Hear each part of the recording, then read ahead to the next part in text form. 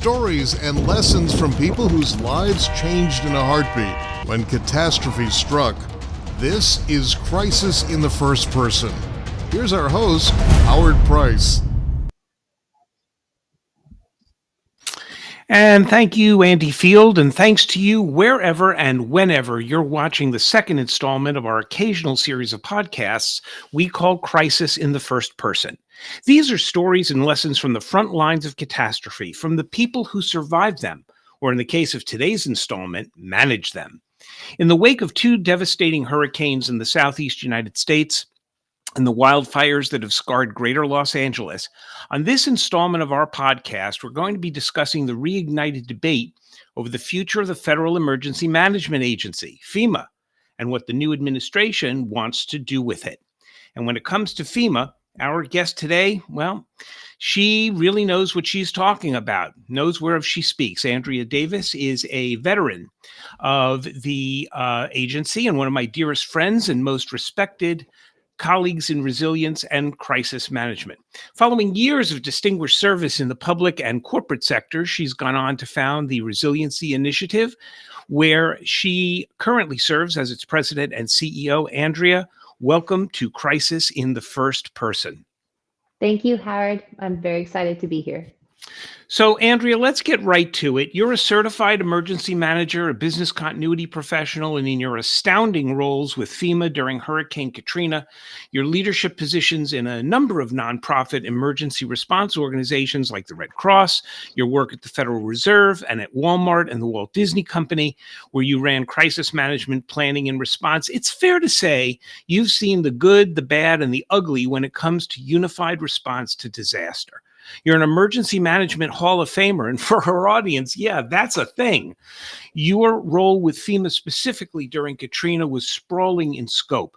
So tell us what FEMA is and what it's not, and what the average American needs to know about its mission and its process as political debate swirls around it now. And if you could, also explain the response triad on which FEMA rests, the concept that disaster response is locally executed, state managed, and as necessary, federally supported on the basis of the scope of the crisis. Happy to. And I welcome all of your listeners. I really encourage you to take a look at FEMA and the history behind it, because it has definitely changed through the years. And so in 1979 is when the organization formalized with the sole mission to be focused on emergency management and supporting local entities who've been impacted by something devastating that they could not support on their own with their own local resources. Think about your community. Think about different locations. Do you know your local emergency manager? Do you have one? Most communities, that local emergency manager, especially where I'm based right now in Northwest Arkansas, that emergency manager might also be the sheriff and the mayor. And so when there's a really bad day, like a tornado that comes through that community, the responsibilities and that of making sure the residents of that community are taken care of are going to lie on that local emergency manager and that local government. Where FEMA came into play was saying that the federal government wants to help in these responses, because the government as a whole has a vested interest in making sure all of our communities are resilient, and that when something bad happens, that they build back better and supporting the priorities of that local community. And so from a process standpoint, is like the local will raise his hand saying, this exceeds my capabilities. Hey, state, I need some help. And then the state will intercede and say, here's some state resources and say, here's what we can offer to you. Now, there's obviously some disasters that exceed the capabilities of a state. And so you look at the recent ones that you cited, Howard, from the LA fires or any of the big hurricanes, Hurricane Katrina. Obviously, it was known even before those impacted the local jurisdictions that the states were going to be at capacity and needed resources. And that's where FEMA comes into play. The president himself has to declare a disaster declaration for that specific disaster, and that opens the door for federal resources, both from a money standpoint, but then also from resources, federal resource support to help with the food, the sheltering, and with that local emergency manager giving you access to all of FEMA's different talents and different divisions and other federal resources. It's not just FEMA that helps with a disaster response. You have HUD come into play, and there's many different agencies. The Small Business Association steps in to help the local business community that's been impacted. FEMA is just that facilitator or coordinator, if you will, for that overall disaster response. And this has gone through changes through the years. I really implore your listeners to take a look at the Stafford Act. That's what I just gave the overview for as far as the process. That's really kind of the governing document.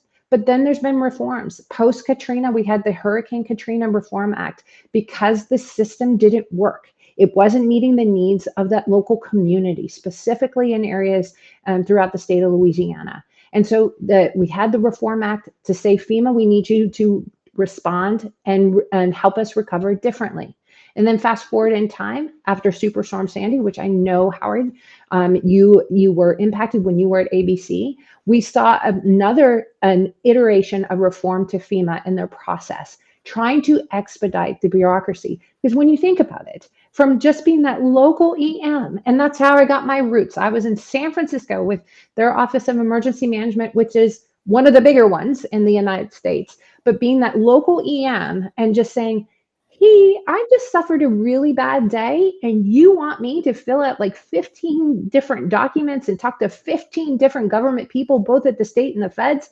I mean, the process is very bureaucratic. So I really think the thought of having a council to review FEMA's work is not a bad thought. I'd actually welcome that for any government agency. I think that's a best practice from the emergency management community. We're all about after action review. You've got to constantly assessing what you're doing to make sure you're on mission, that you are helping the people who need the help. So, Andrea, the Carter administration creates FEMA in 1979 to serve as, well, the New York Times put it this way recently, the country's 1-800 number for disaster response and relief, a national clearinghouse for emergency planning, coordination, and resources that most states and local jurisdictions couldn't muster on their own. Now, that sounds like a good thing, but take us back to 2005, to Hurricane Katrina, one of the biggest disasters you worked as part of FEMA. What happened to the public perception of FEMA as a result of that catastrophe, and how is it affecting the public and political perception of the organization right now? I think that was truly a defining moment for FEMA and its history. And just a little in between history, like there was a significant change to FEMA with the onset of the Department of Homeland Security. FEMA was an agency that reported directly to the president before Homeland Security. And I think it was either 2002 or 2003 when the reporting lines changed. And so from a timing perspective, when Hurricane Katrina hits, all those thought leaders who had been with FEMA for years were gone. They were in a different agency, and now you have bureaucracy on top of bureaucracy, correct? And Homeland Security was defining its legs on its priorities. And Homeland Security's focus, national security, law enforcement perspective, that's not truly on point for FEMA. FEMA helps people prepare for, respond to, and recover from disasters. So it was a little bit of a smoosh of the mission.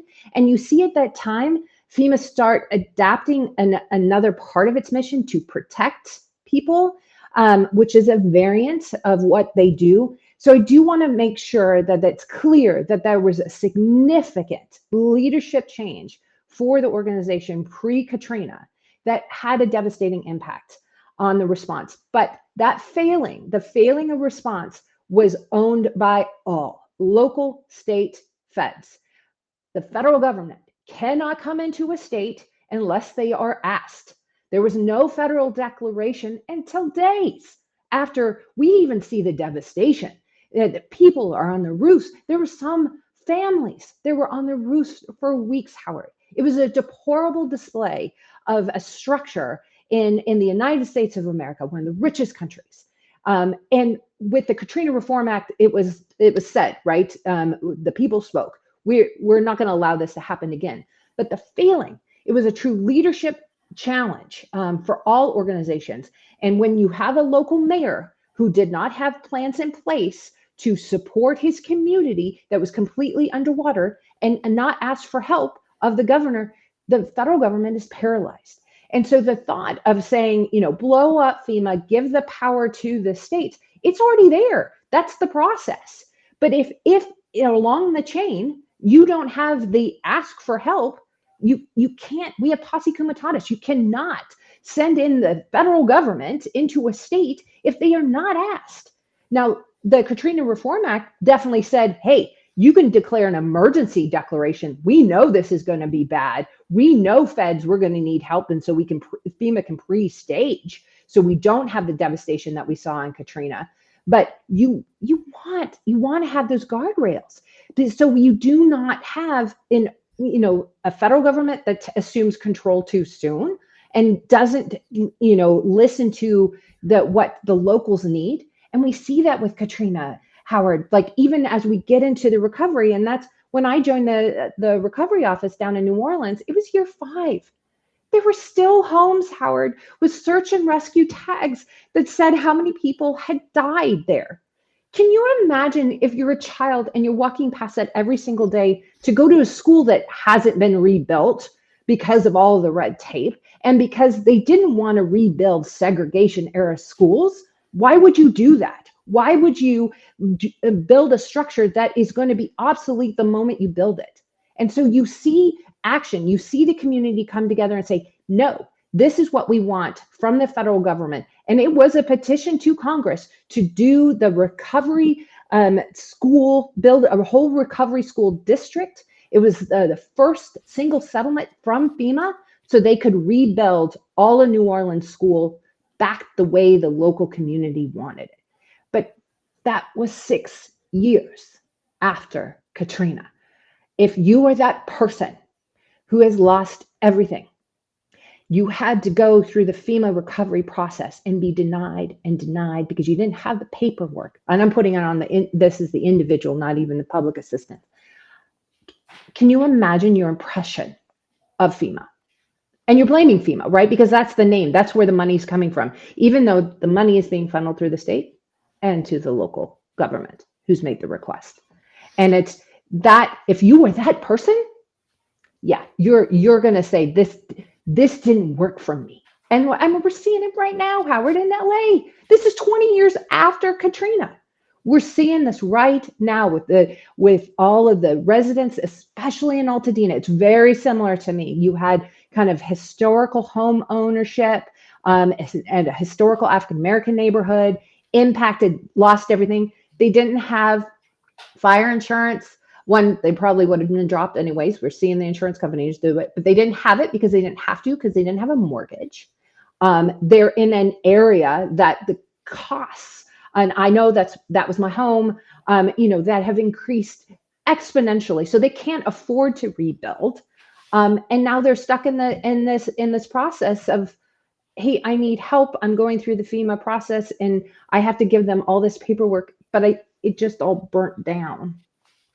So, Andrea, I have worked with you for a very long time, and one of the things I've come to appreciate about you is that you not only look at situations in catastrophe as an analyst, as a planner, as a manager, you look at it very much as a human being. I can hear your voice cracking 20 years now after Katrina, 20 years after you were in the midst of that maelstrom, and I can still hear the emotion in your voice. I hear it now when you talk about LA, knowing that you lived there for many years when you were with Disney and before that in San Francisco. These are places and people that you truly love. And I think that this is part of what most people don't understand about FEMA. There are 20,000 people that work for FEMA, and they don't all work in Washington. In fact, there are 10 regional offices that are designed to put FEMA closer to where disasters are, closer to the people who need their services. And I wonder whether or not there's just this great misunderstanding about how the agency works, particularly its disbursement process. We heard a lot of this on social media during the hurricanes. Oh, they're only getting a few $100s, and all this other money's going to the migrants and all this other stuff that was completely wrong and misunderstood about the allocations. And they are buckets of allocations that FEMA gets for discrete purposes. Maybe you can explain that process a little bit. Well, I'd like to kind of almost put it in the bucket, Howard, of like every year we got to file taxes, right? It's a very arcane process, and archaic, and you have to look at page 352A and make sure it matches to 754B, and so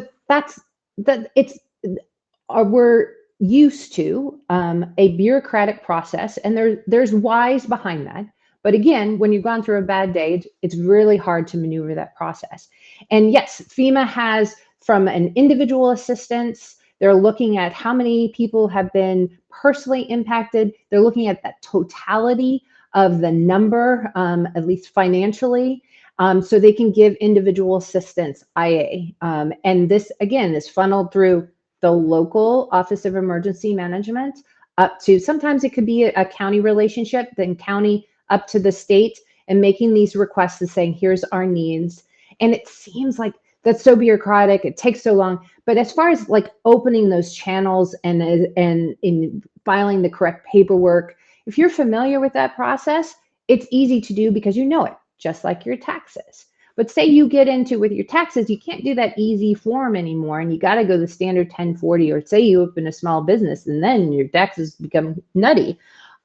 You're then into this whole different avenue of process, going from either local, county, possibly state, and then feds. And then from a public assistance or PA, this is totally different buckets. And so think of your city infrastructure, libraries, roads, sewer systems, any like firehouses, police stations, that's in the public assessment bucket. And so FEMA and the state will come out and do damage assessments, usually with an assist with local providers, to figure out, to give a preliminary number of like, how bad is this? Six months ago in my relatively new community for me, we had 7 devastating tornadoes that impacted us.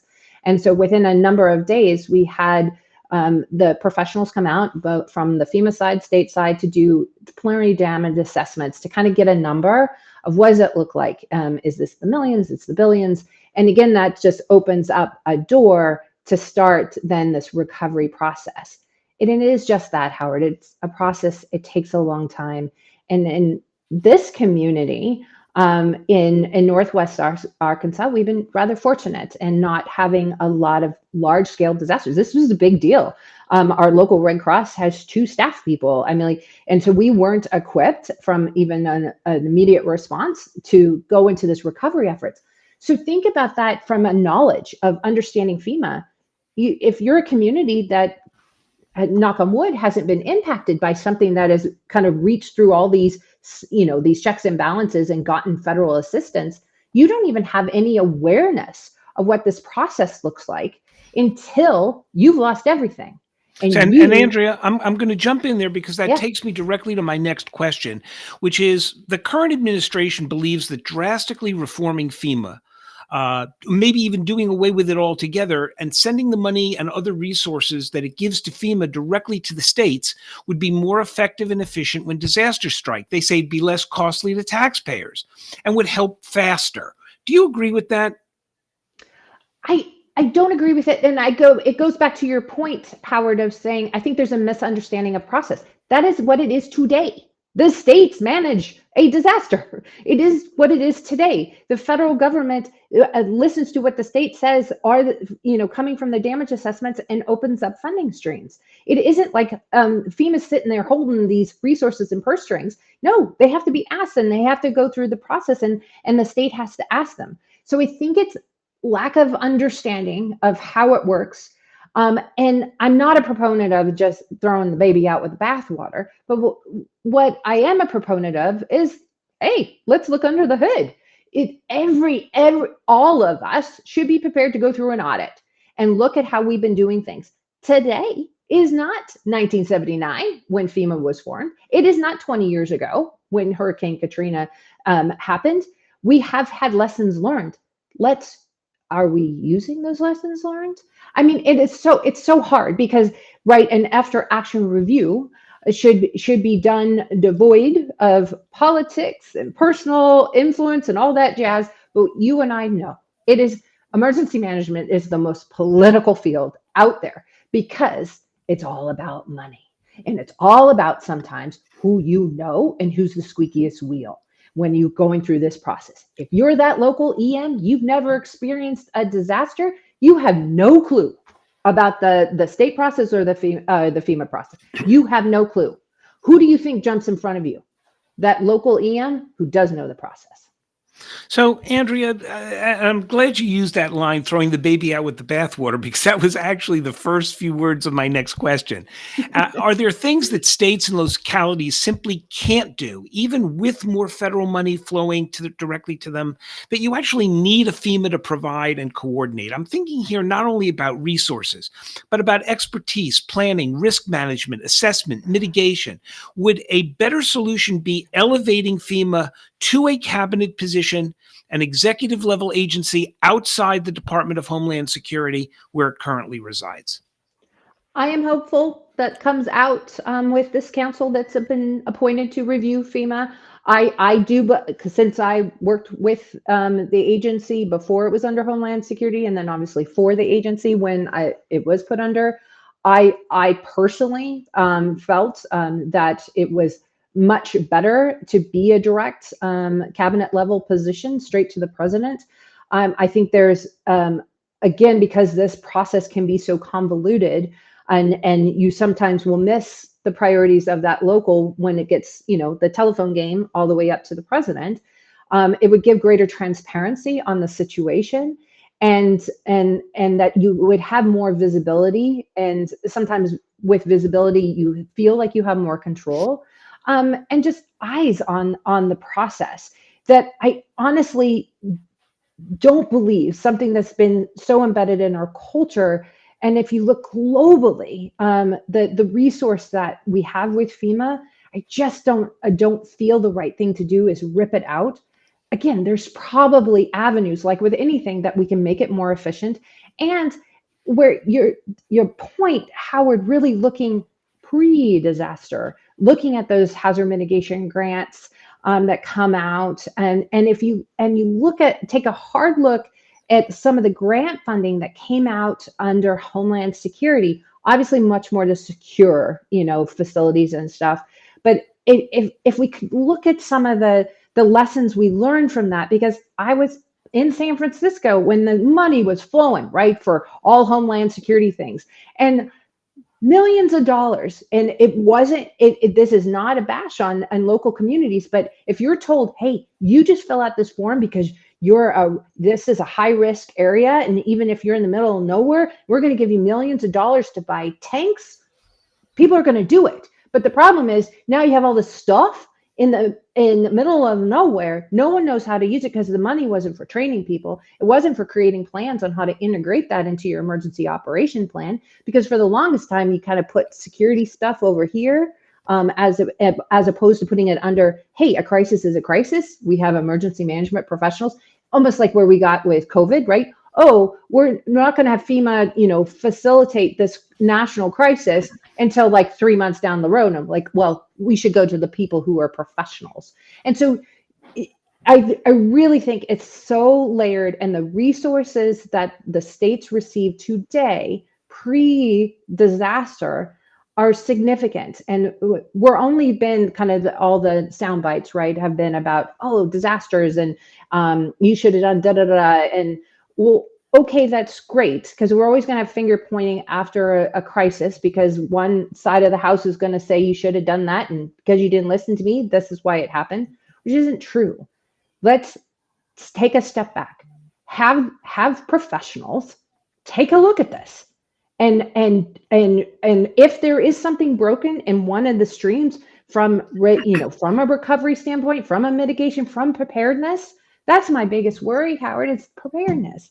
And Andrea, I'm going to jump in there because we're actually running so near the end of the podcast already. This is such a great conversation, but you've just nailed the perfect wrap up. And that is, what's your overarching advice to entities of all kinds, public, private, individual, when it comes to better planning and resourcing for disasters? What are we still not getting about the essential need, particularly for individual and organizational preparedness and training? Educate yourself. I don't care who you are, anywhere on this planet. Educate yourself about your resources. If you happen to have the best job on the planet, being an emergency manager, know your resources today. Know what funding you can tap into from a preparedness standpoint. Prepare your community. Have simple things about how you notify them. Become that trusted resource today, before the bad day, so they know that to listen to you when you have to tell them to run because there's a fire that has started in the middle of nowhere and they have seconds. You start today. But the hardest thing, Howard, is like when every day is putting out a fire, you don't invest in preparedness. But that is the single most way to really focus on resiliency and recovery, is prepare today. And it doesn't have to be extensive or anything. Just you as that individual. If you were to experience loss of power right now, and we're in the middle of this podcast, what would we do? And Andrea, to that end, on our screen right now are ways that you can help educate yourself if you are watching or listening. It's ways to contact Andrea and her team at the Resiliency Initiative. They are based both in Rogers, Arkansas, which is their main office in the Heartland, and also their headquarters office in Santa Monica over on the West Coast. You can also reach out via email at info@theresiliencyinitiative.com. One more time, info@theresiliencyinitiative.com. And because we follow the rules of three, we'll say that one more time, info@theresiliencyinitiative.com. Andrea, it has been a thrill to reconnect with you and to speak with you. We don't do it often enough. I hope we'll have many more opportunities to do it. And that about wraps up our get together for this episode, our second endorsement, our second installment of the Crisis in the First Person podcast. I'm Howard Price, reminding you that it's only a disaster if you haven't planned for it. Join us again soon. Like us, subscribe, and thanks again for joining us. Listening to Crisis in the First Person with Howard Price. Please like and subscribe to our podcast for the latest episodes as we post them. Available on YouTube and wherever you get your podcasts.